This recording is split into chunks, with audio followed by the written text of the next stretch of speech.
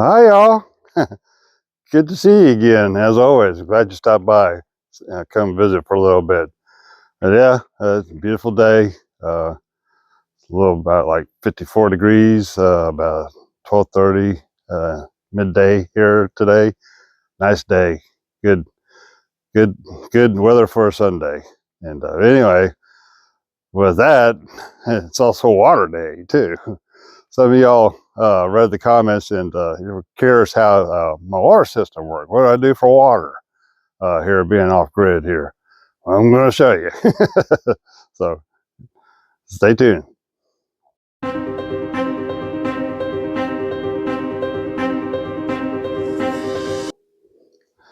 Well, my water system, and like I said, when I bought this place, it was a dry cabin, no electricity, no water, no sewer, no nothing. So I've just been adding things as I go. And but the water system is real primitive. Before down the road, I was had availability to fill up some water jugs and stuff and bring to the house, and just set it over a bucket, make a sink out of it, boil some water, to drink and clean up with and all that good stuff. And as time progressed, it got a little more civilized. So, but kind of show you what the system I got now, what I plan on doing here in the future, hopefully this summer. Just waiting for the ground to defrost and so we can do some digging. Right now, you're not going nowhere in the ground. Everything's frozen shut, basically. Anyway, so last summer, after I purchased this place, had a little bit of money left over and decided to put me a well in. And I figured that might be a good asset to the property and make my life a little easier, which it has, and it's going to get better too. But I'm going to show you what it is. Like I said, I had it put it in last summer. I don't use it too much because I just fill up the barrels inside the house and then turn it off. So it's not an active system all the time. So I got to flush it every time I go to use it because it sits there.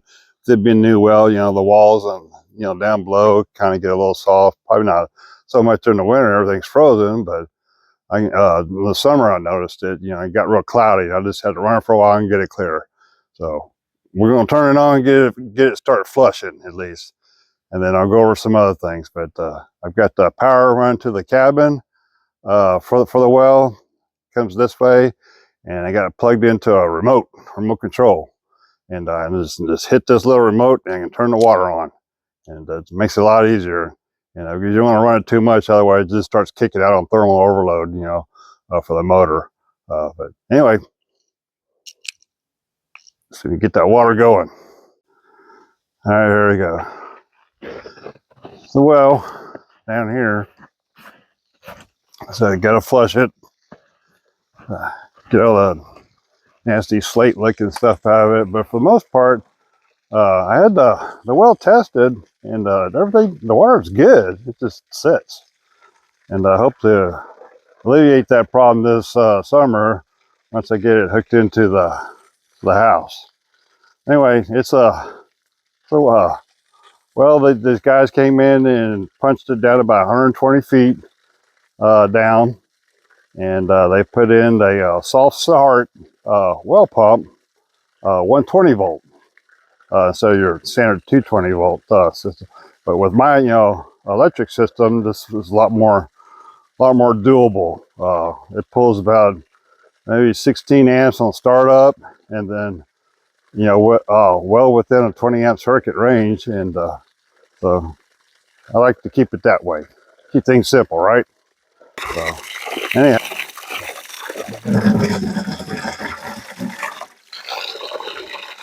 it's already looking pretty good.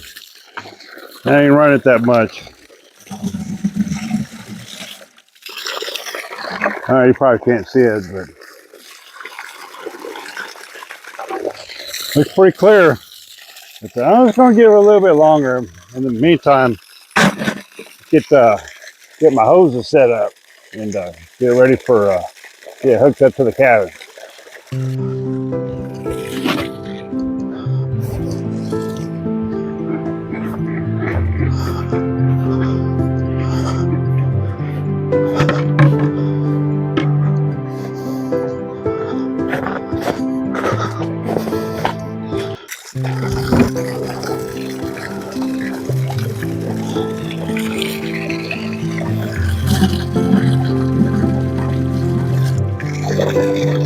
Ooh, that look good. Looking very tasty. That's some quality H2O right there. Let's get her hooked up. Make sure I turn this off first.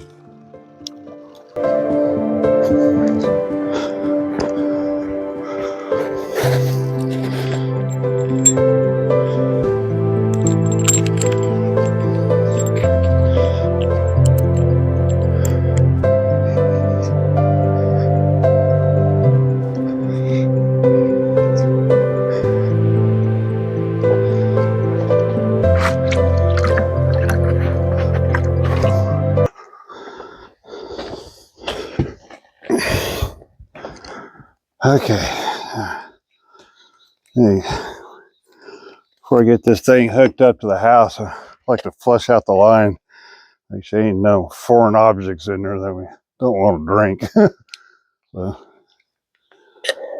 there we go. Get all the air out.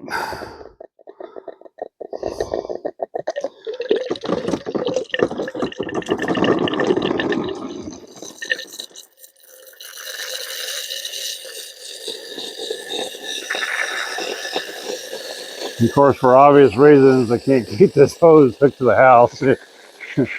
Being in Alaska here, it just ain't gonna make the tour.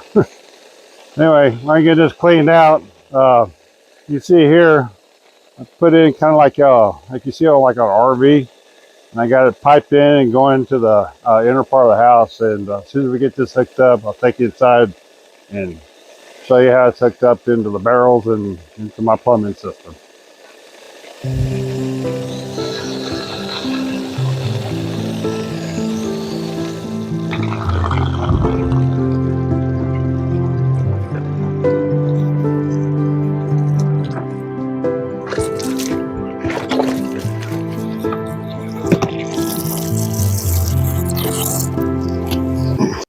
Okay, now we're inside, and before I do the turn on the pump, I always like to start the generator. Just helps out on less wear and tear on them batteries. Even though they'll handle it, but if I can run the generator, it just makes it that much easier. Less charge time on the batteries too. So get that started. There we go.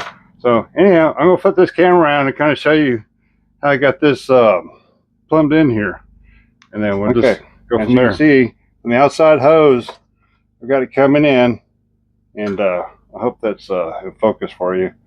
But go into this top valve where I can shut it off, and this bottom one, this goes over to another barrel from a shower that I'll show you here in a little bit.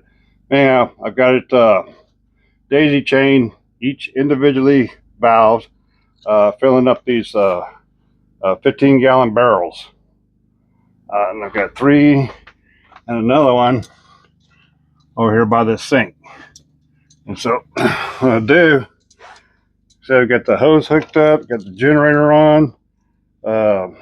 This barrel here has pretty much got a lot of water in, but the other 3 are empty. So I'm going to go ahead and fill those up while we're here. So I'm going to turn on the well pump. I hear the generator ramping up. That means it's on. And now we just need to bring some water into here. And I can hear it flowing.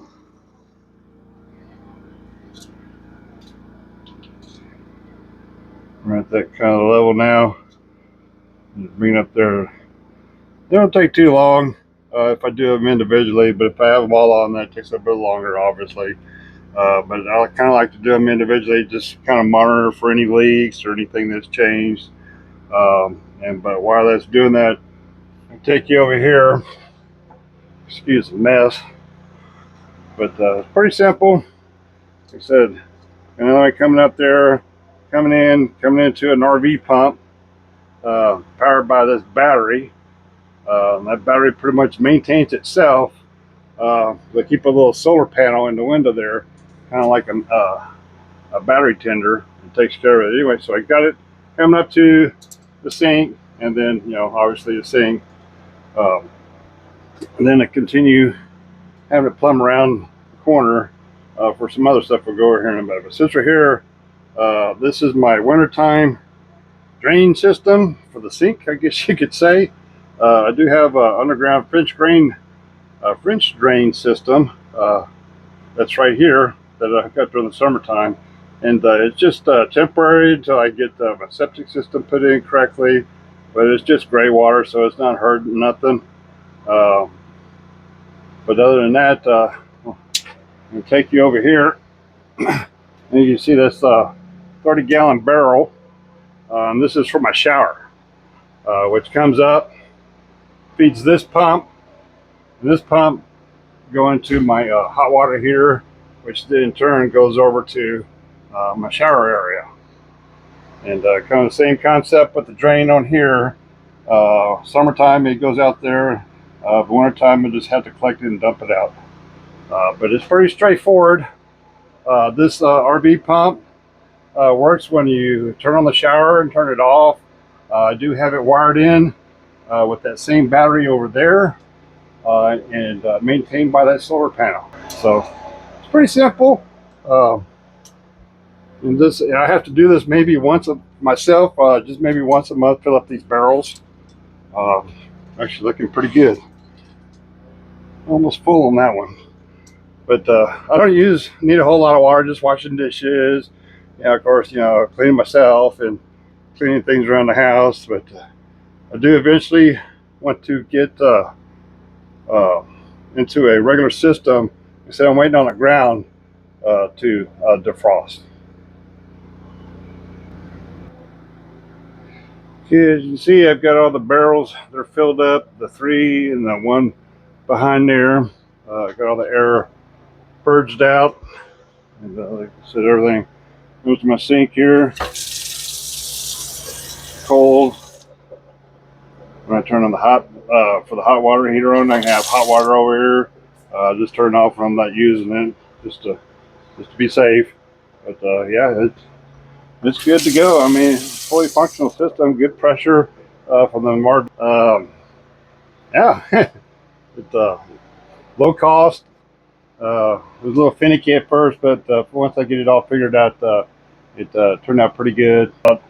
I do have plans, like I said, in this area here, this barrel will eventually go away, and then I'll put a pressure tank in here.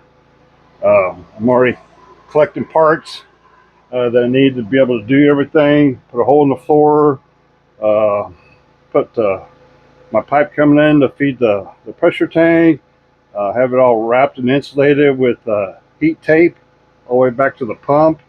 But that's going to be another video when we get into the installation of that. And so we'll do a part 2 of the water system, kind of like we did the off-grid power. Same concept. But yeah, that's pretty much my water system. And for the most part, like I said, it works for now.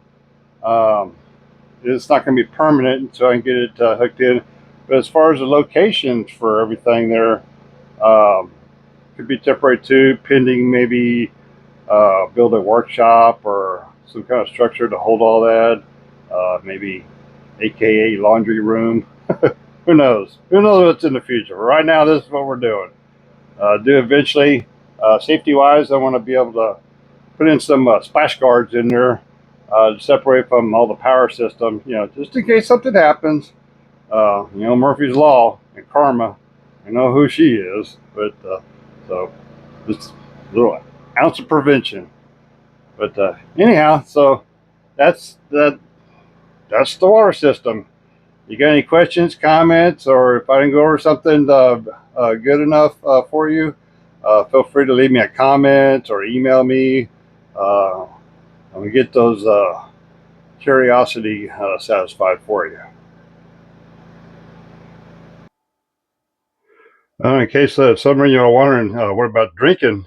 I have this Brita filter thing that filter the water I bring in from the well, from those barrels, for my drinking water, and or my coffee or whatever. Everything else just gets boiled, used that way. Uh, I do have an additional uh, battery charger.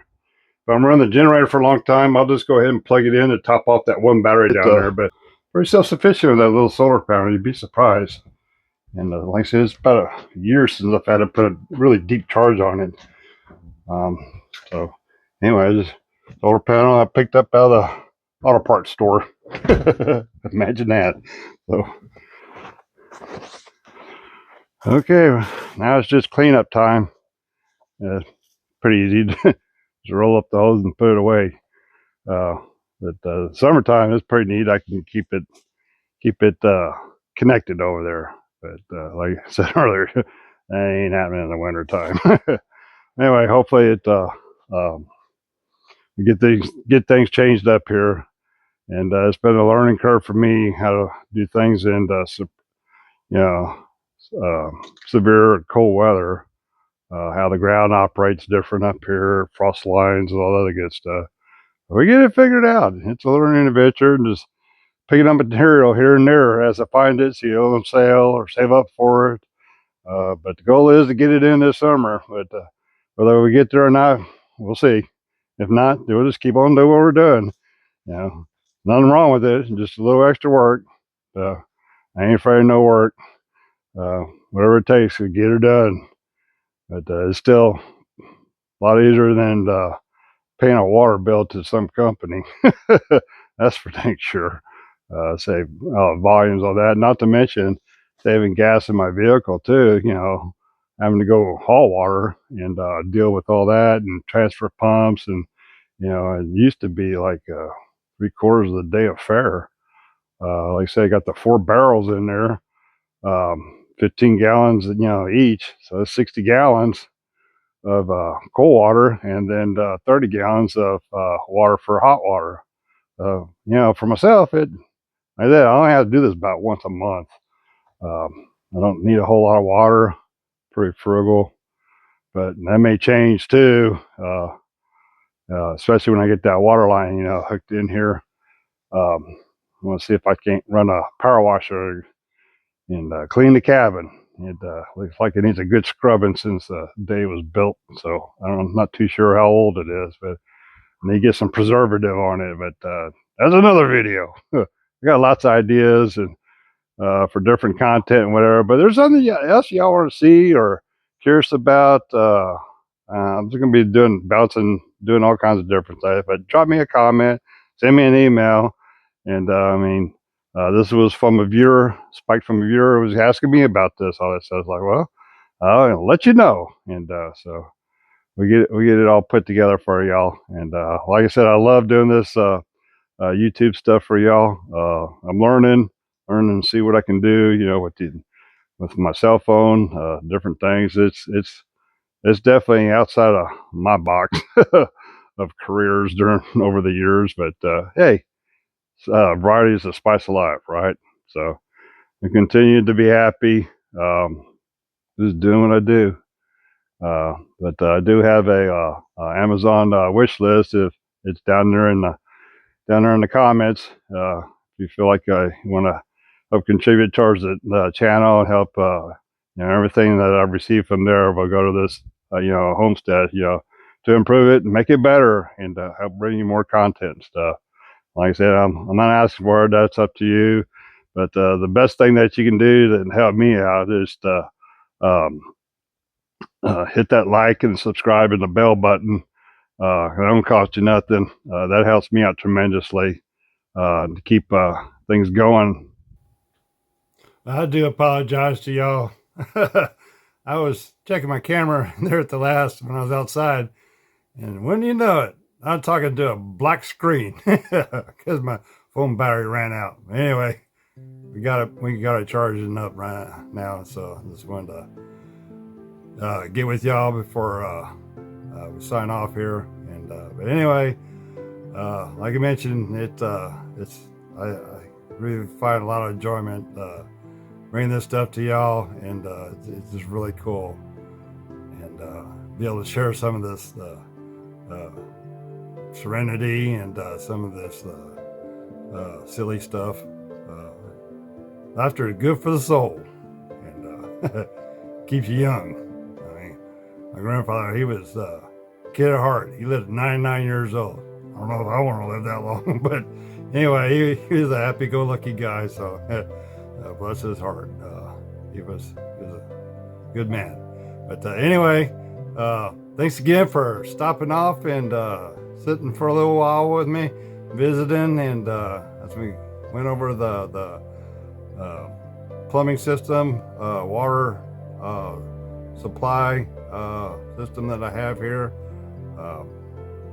Anyway, so thanks again, and I want y'all to also remember is be blessed, be happy, and thank y'all again for watching. I appreciate it, and for sticking with me, and y'all good people. We'll see you on the next one. Bye.